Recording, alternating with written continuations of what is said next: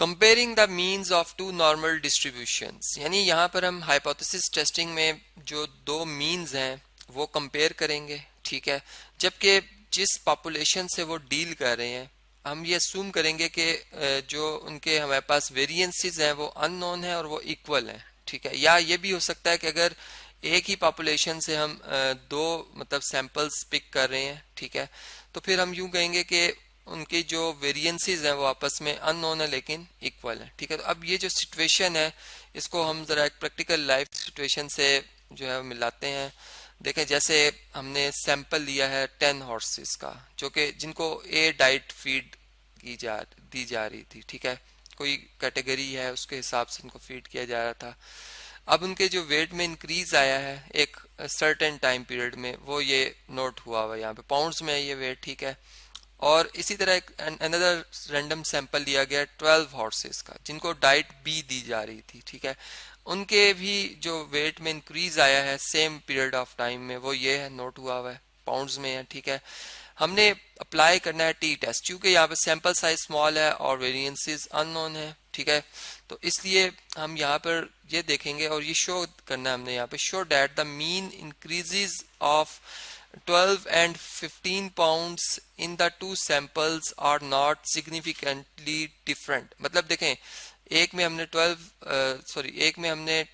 10 horses लिए, ठीक है, और एक में हमने लिए थे कितने हॉर्सेस जी, दूसरा सैंपल में 12 हॉर्सेस लिए थे, ठीक है। तो अब जो पहला सैंपल है उसकी एवरेज हम 12 ले रहे हैं, दूसरा सैंपल उसकी एवरेज हम 15 ले रहे हैं, ठीक है। और जो इनका डिफरेंस आ रहा है यानी mean increase of 12 and 15 pounds in the two samples are not significantly different, ये चीज हमने शो करनी है यहाँ पर। जबकि हम लेवल ऑफ सिग्निफिकेंस यानी जो नल हाइपोथेसिस के रिजेक्ट होने की प्रोबेबिलिटी ले रहे हैं वो 5% ले रहे हैं, ठीक है।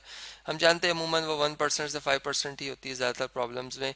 तो देखिए, सबसे पहले हम जो इसमें नल हाइपोथेसिस है वो अगर बनाएं तो वो ये है कि इनके जो मीन्स का डिफरेंस है वो 0 है, ठीक है। या ये कह सकते हैं कि इनके मीन बराबर हैं, ये हमारा नल हाइपोथेसिस है। जबकि जो हमारे पास इसमें अल्टरनेटिव हाइपोथेसिस बनेगा वो ये होगा कि इनके मीन का डिफरेंस जो है वो बराबर नहीं है या मीन डिफरेंस 0 के इक्वल नहीं है, ठीक है जी।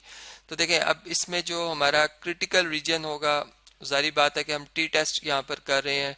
अब हमारी अगर टी की जो टेस्ट की वैल्यू आती है अगर नेगेटिव है या पॉजिटिव उसका एब्सोल्यूट लेंगे, और अगर वो ग्रेटर देन टी सब अल्फा बाय 2, अल्फा बाय 2 इसलिए कि हम टू टेल की बात करें, नॉट इक्वल है हमारा यहाँ पर अल्टरनेट हाइपोथेसिस, ठीक है।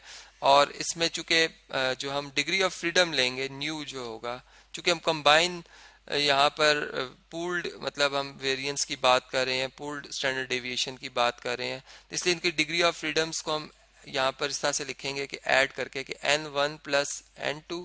चूंकि अगर एक सैंपल हो तो उसका डिग्री ऑफ फ्रीडम हमारे पास बनता है n-1, 2 सैंपल्स हैं तो दूसरे का n2-1, तो ये बनेगा n1 प्लस n2-2, ये इसमें डिग्री ऑफ फ्रीडम हम रखेंगे, ठीक है। जो कि इस केस में हमारे पास बनता है 10 और 12, 22 माइनस 10 सॉरी माइनस 2, तो ये बनता है 20, 22 में से माइनस कर दें तो 20 बनता है, ठीक है। तो ये इतना हमने डिग्री ऑफ फ्रीडम पे देखना है। तो ये वैल्यू जब हम देखेंगे तो जारी बात है कि अगर ये लेस आ जाती है तो ये हमारा क्रिटिकल रीजन में आ जाएगा, टी टेस्ट की वैल्यू क्रिटिकल रीजन में आ जाएगी और हम रिजेक्ट कर देंगे अपने नल हाइपोथेसिस को, अदरवाइज हम उसे रिजेक्ट नहीं करेंगे, ठीक है।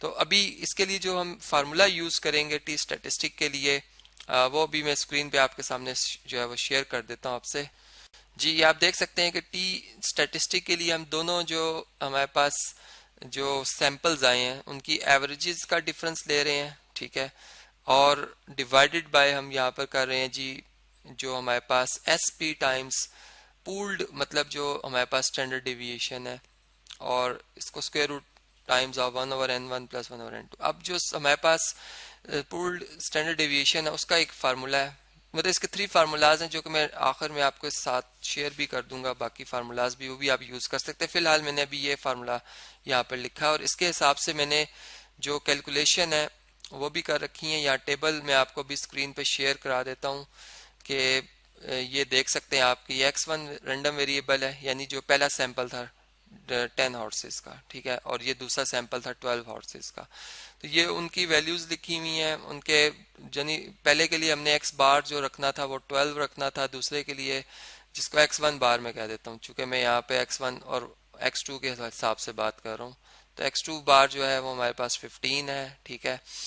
तो इस हिसाब से ये जो इनका सम बना है, इनके डिफरेंसेस दिए गए हैं, ठीक है, का स्क्वायर किया, फिर उनका सम किया 120 और ये 314, ठीक है।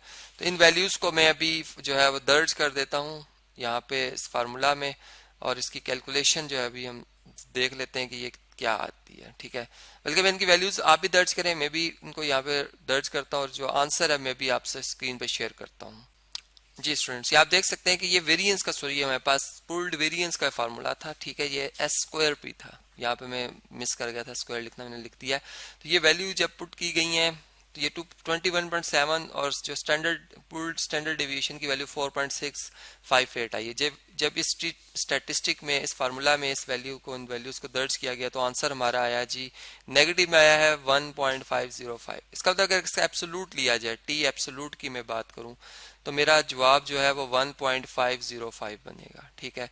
अब देखें हमारे पास जो क्रिटिकल वैल्यू आएगी, जैसे मैंने आपसे कहा था कि हम टेबल में जो डिग्री ऑफ फ्रीडम रखेंगे वो कितना होगा जी, वो होगा हमारे पास 20 और अल्फा बाय 2, अल्फा है 5%, ठीक है। तो अल्फा बाय 2 कितना बनेगा, ये हमारे पास बनेगा 2.5%, यानी हम टू टेल टेस्ट जो यूज करेंगे। तो भी टेबल में आपसे शेयर करता हूँ, ये देखें यहाँ पे 1 टेल और ये 2 टेल्स लिखी हुई है। अब 2 टेल में 5% को हमने देखना है, ये 2 टेल में 5% और 20 डिग्री ऑफ फ्रीडम, ठीक है, 20 डिग्री ऑफ फ्रीडम। तो ये आंसर हमारा आ जाता है जी 2.086। ये मैं इसको बल्कि इस तरह से सिलेक्ट कर देता हूँ, 2.086, ठीक है, ये हम यहाँ पर लिखेंगे, ठीक है। तो देखें टी की वैल्यू अल्फा बाय 2 और 20 डिग्री ऑफ फ्रीडम पे हमारे पास आ गई है 2.086, और टी एब्सोलूट जो हमारे पास आया था वो हमारे पास आ गई है वैल्यू 1.505, जो कि इससे लेस है। पता ये चल रहा है कि ये क्रिटिकल रीजन में वैल्यू नहीं आ रही, हमारी टी स्टैटिस्टिक की वैल्यू क्रिटिकल रीजन में नहीं आ रही, ठीक है। इस वजह से हम ये कहेंगे कि हमारा जो नल हाइपोथेसिस है वो रिजेक्ट नहीं होगा। इसका मतलब कि जो ये बात की जा रही है कि जो यहाँ पर हमने जो बात की थी कि जो mean increase of 12 and 15 pounds in the two samples are not significantly different, वो बात ठीक हो गई है, ठीक है जी। तो इस तरीके से आप ये प्रॉब्लम जो है वो समझ सकते हैं। अब इसी तरह डेली लाइफ से रिलेटेड एक और सिचुएशन मैंने यहाँ पर जो है वो लिख रखी है, ठीक है। एक रबर प्रोड्यूसिंग प्लांट के हवाले से हमारे पास, यानी उसकी वैरायटीज के हवाले से इंफॉर्मेशन अवेलेबल है, ठीक है, ये आप देख सकते हैं इस डेटा में। इसमें इसके लिए भी आपने बिल्कुल सेम यही टी के लिए फार्मूला यूज करना है, जबकि जो इसमें एस पी के लिए फार्मूला मैंने अभी आपको बताया था एस स्क्वायर पी, यानी चूंकि स्टैंडर्ड डेविएशन की जब मैं बात करूंगा तो मैं एस पी की बात करूंगा, पुल्ड स्टैंडर्ड डेविएशन की, और वेरिएंस की तो एस स्क्वायर पी। वो फार्मूला क्या है मैं भी आपसे स्क्रीन पे शेयर कर देता हूँ जी। ये मतलब आप ये तीन रिलेशंस इनमें से कोई भी यूज कर सकते हैं, ठीक है, और आपको सेम रिजल्ट्स मिलेंगे। तो ये बेसिकली आपकी असाइनमेंट है। यहाँ पर मैंने कुछ आपकी हेल्प की है कि यहाँ मैंने आपको नल हाइपोथेसिस बना दी है, इसका अल्टरनेट हाइपोथेसिस बना दिया, आपको ये भी बताया कि आप यहाँ पर टेस्ट करने के लिए जो सिग्निफिकेंस लेवल रखेंगे वो आप 5% चले रख लें, ठीक है, और फिर आप अपना जो आंसर है, जो हाइपोथेसिस है, उसको टेस्टिंग करें और उसकी फिर कंक्लूजन को चेक कर लें।